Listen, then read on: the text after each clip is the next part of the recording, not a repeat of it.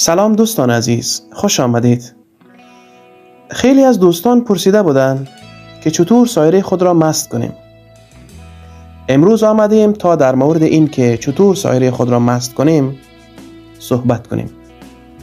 اگر شما هم سایره ای دارید و می خواهید سایره تان مست و شاداب شود و همواره پر انرژی باشد، تا آخر این ویدیو با ما باشید. دوستان، اول از همه باید بدانید که مست شدن سایره فقط به یک عامل بستگی ندارد. چندین عامل باید کنار هم دست به دست هم بدهد تا سایره تان مست شود. حالا تمامی عوامل آن را یک به یک بررسی میکنیم. اولین عامل آن تغذیه مناسب است. بله، تغذیه مناسب یکی از مهمترین عوامل است. تغذیه مناسب یعنی دانه های تازه برای پرنده تان بدهید، آب صحی پاک، میوه، سبزیجات، کلسیم و یا همان کف دریا. بهترین غذا برای سایره کنبچه، مسور، کتان سیاه، تخم گل آفتابپرست و دانه جوشانده بنگ است. در کنار این غذا می توانید از غذاهای تقویتی مانند بادام، پسته، خسته شیرین، کاجو، چارمغز و مقدار نبات استفاده کنید که طرز تهیه آن قرار ذیل است.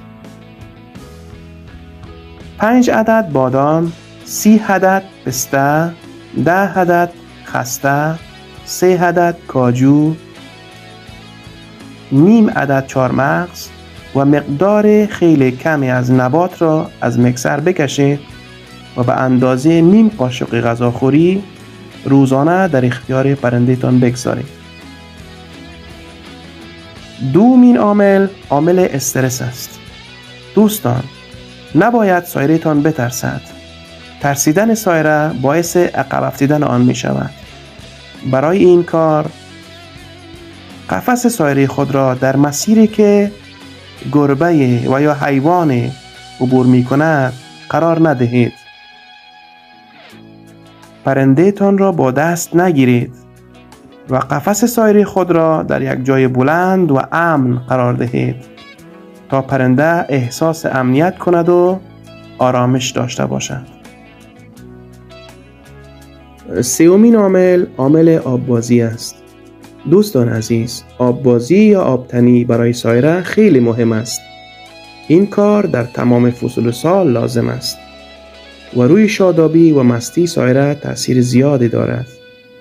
کافی است هفته 2 بار و یا 3 بار به سایره تان فرصت آببازی کردن بدهید تا پرهایش شاداب و تمیز بماند. چهارمین عامل گشت دادن سایره است و یا دوره دادن سایره. دوستان، وقتی سایره تان کم کم شروع کرد به آواز خواندن، حتما آن را به گردش ببرید. می توانید آن را در یک کوه، در یک باغ و یا پارک و یا مارکت پرنده فروشی ببرید. این کار باعث می شود سایره تان زودتر مست شود. حتما این گشت دادن را صبح وقت و دیگر انجام دهید تا نتیجه بهتر آن را ببینید. پنجمین عامل شب نشینی است. دوستان، یک نکته خیلی مهم شب نشینی سایره. از طرف شب حداقل 1 الی 2 ساعت قفس سایره تان را همسط با اتاق خود قرار دهید و بر سایره تان زیاد توجهی نکنید. این طور سایره تان پرپر می زند و آرام نمی گیرد و این حرکت باعث می شود چربی های اضافی بدنش بسوزد و شما پرنده شادتر و سرحالتری خواهید داشت. ششمین عامل قفس پوش کردن سایره است. دوستان، یک نکته خیلی ساده و اما مهم. قفس سایره را در طول روز با یک پارچه بپوشانید. وقتی پرنده نمیتواند فضای بیرون را ببیند، آرامتر می شود و زیادتر آواز می خواند. این روش ساده باعث می شود صدا و نشاط سایره خیلی بهتر شود. هفتمین عامل گسو کردن سایر است. دوستان، یک اصطلاح داریم به نام گسو کردن و یا طلب ماندن سایره که یک روش جالب و مهم است. قفس سایرتان را برای چند دقیقه کنار قفس یک سایر دیگر قرار دهید. وقتی هر دو پرنده همدیگر خود را ببینند، هیجان و تحریک بیشتری پیدا می کنند و سایره زودتر مست می شود. هشتمین عامل قرار دادن سایره در گل است. منظور این که اگر گل داشته باشید، اگر چندین سایره در یک اتاق داشته باشید، سایره زودتر مست میشه.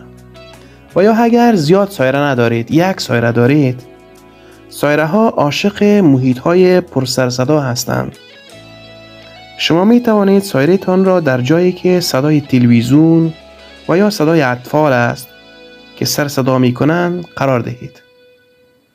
این صداهای محیط باعث می شود سایره بیشتر آواز بخواند و سریعتر مست شود. نهمین عامل ثابت نگه داشتن محیط سایره است. دوستان، دمای محیط سایره باید ثابت باشد. به هیچ وجه سایره تان را از محل گرم فوراً به محل سرد نبرید. این کار باعث می شود پرهایش ناگهان بریزد و پرنده اضطراب و استرس پیدا کند. پس همیشه سعی کنید دمای محیط پرنده را ثابت نگه دارید تا پرنده تان شاداب و سالم بماند. دهمین عامل مست شدن سایره شناخت عادتهای سایره است. دوستان، هر سایره عادتهای مخصوص خودش را دارد. با شناخت عادتهای بیشتر سایره می توانید امرایش بهتر رفتار کنید و پرنده تان را احساس آرامش بدهید. و بالاخره آخرین عامل، شستشوی اجباری سایره. دوستان، این یک نکته خیلی عرفوی است، مخصوص سایره بازان عرفوی، مخصوص سایره های کونه می باشد. برای سایره های نوکی و سایره های چوچوی سال و افراد کم تجربه اصلاً توصیه نمی شود. روش به این شکل است: در 1 لیتر آب 4 عدد چوب زرک بریزید و جوش دهید. وقت جوش آمد بگذارید شیر گرم شود و سپس فیلتر کنید و در یک ظرف بریزید و 1 قاشق غذاخوری سرکه سیب به آن اضافه کنید و بعد سایره تان را به آرامی از قفس با دست بگیرید و به داخل آب شیرگرم طوری قرار دهید که سر و گردن آن بیرون آب باشد. بعد از 5 دقیقه پرنده تان را از آب بیرون کرده در 1 پارچه کتانی بپیچید تا بدن پرنده خشک شود. سپس سایره تان را دوباره به قفسش رها کنید و دمای محیط را برایش گرم کنید. این کار را هفته 1 بار انجام دهید و از نتیجه خیلی خیلی زیاد آن تعجب زده خواهید شد. خب دوستان عزیز، این نکات را رعایت کنید و بعد ببینید که چطور یک سایره مست و شاداب خواهید داشت.